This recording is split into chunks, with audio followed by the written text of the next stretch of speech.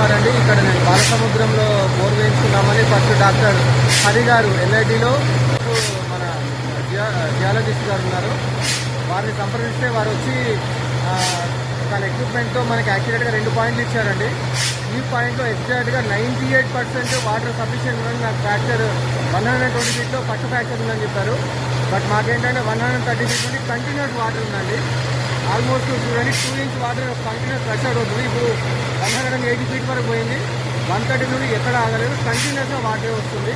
So thank you Hari sir, thank you very much.